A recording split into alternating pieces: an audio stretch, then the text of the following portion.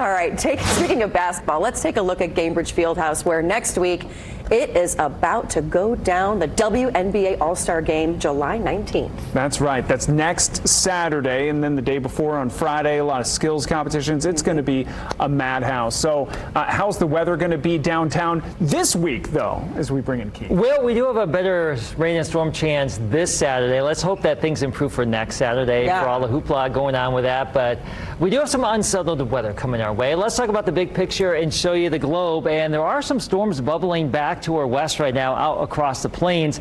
That's where we already have a severe thunderstorm watch and a tornado watch. Now, there's likely going to be another complex of storms that will get going somewhere in southern Wisconsin or northern Illinois sometime later on today and this evening. Some of that could get into the far northern part of the state late tonight. We're keeping the forecast dry for central Indiana.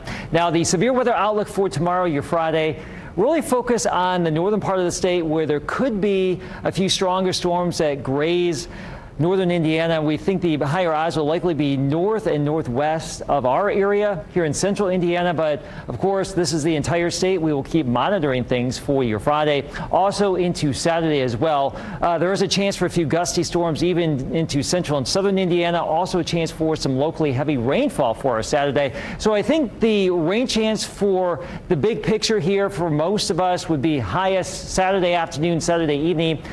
Perhaps a few gusty storms. Watch out for that. Also some localized flooding here. The atmosphere is going to be juiced up. Rain chances for the next 7 days. Highest, unfortunately, for your weekend as we check out your forecast here. Spiking really high for Saturday, a little bit lower Sunday. And then we're going to have a second cold front come in at some point for the middle of next week, Wednesday and or Thursday.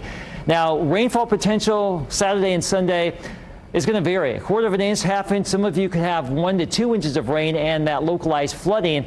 Feast or famine yet again wherever these storms happen to fire. Now, those isolated showers fade away this evening. We mentioned the chance for some of those stronger storms back to the northwest. This is midnight, and there will be a batch of storms somewhere out here, Chicago, back to the west. Some of that's going to try to get down into northern Indiana tonight, most likely in a weakened state if it does happen to get down towards Lafayette or Kokomo. We'll watch it here, but we think the highest odds will be back to the northwest. Same story tomorrow. Warm and humid, maybe a pop-up shower storm, higher end chances for some of those stronger storms back to the north and northwest. Now, we will have this incoming cold front on Saturday, and storms will start to bubble in the afternoon.